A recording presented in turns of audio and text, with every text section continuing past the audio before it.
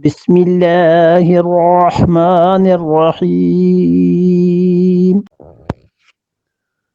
ومنهم من يقول ربنا آتنا في الدنيا حسنة وفي الآخرة حسنة وقنا عذاب النار وَمِنْهُمْ مَنْ يَقُولُ، اور ان میں سے کچھ ایسے ہیں جو ہمارے گھر میں حاضر ہوتے ہیں تو وہ کہتے ہیں کہ ربنا آتنا، اے پروردگار دے۔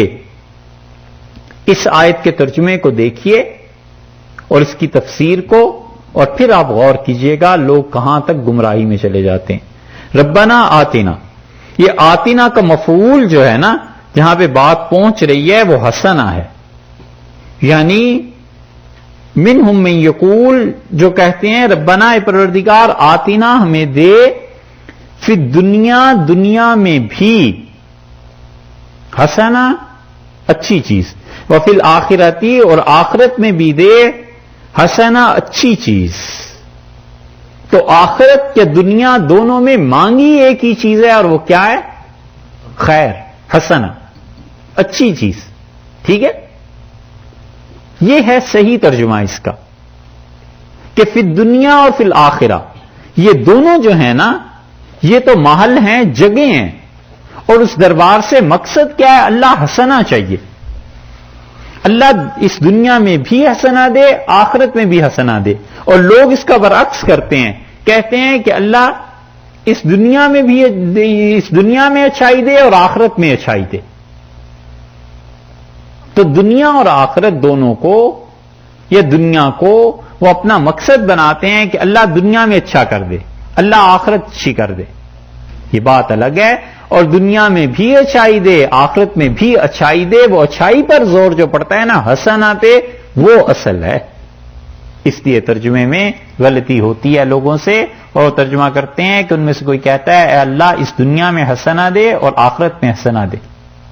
ترجمہ اس طرح نہیں، بلکہ آتنا کے ساتھ تعلق ہے حسنہ کا، فی دنیا اور فی الآخرہ، جو دو الفاظ لائے ہیں یہ جگہوں کا تذکرہ ہے کہ اللہ اس دنیا میں بھی اور آخرت میں بھی اصل زور اچھائی پر ہے کہ اللہ حسنہ چاہیے۔ سمجھ میں آئی؟ نہیں آئی؟ اچھا، خالص عربی لغت کی بحث ہے۔ آتنا اللہ سے مانگ رہا ہے نا کہ اللہ ہمیں عطا فرما، کیا مانگ رہا ہے؟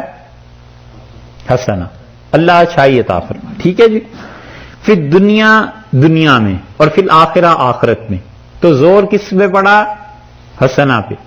اب غلط ترجمہ اس کا کرتا ہوں، ربنا آتنا فی الدنیا حسنہ، اللہ دنیا اچھی کر دے، وفی الآخرت حسنہ، آخرت اچھی کر دے۔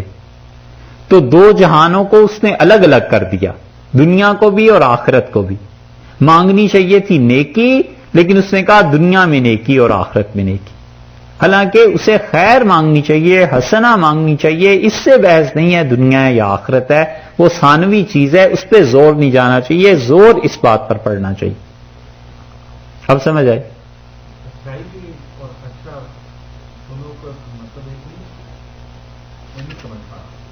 اچھا، پھر بات کرتا ہوں، ربنا آتنا فی الدنیا حسنہ، اللہ ہمیں حسنہ چاہیے، اچھائی چاہیے، دنیا میں بھی آخرت میں بھی، ٹھیک ہے؟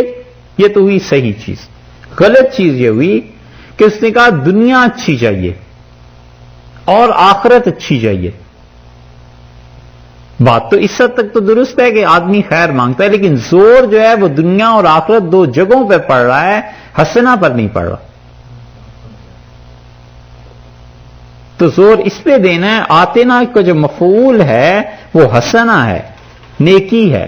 دنیا اور آخرت دو محل ہیں، جگہ ہیں بس۔ تو ارشاد فرمایا کہ ہم سے وہ مانگتے ہیں اور کہتے ہیں اللہ دنیا بھی اچھی دے اور آخرت بھی اچھی دے، وقنا عذاب النار، اور اللہ جہنم کی آگ سے بچا۔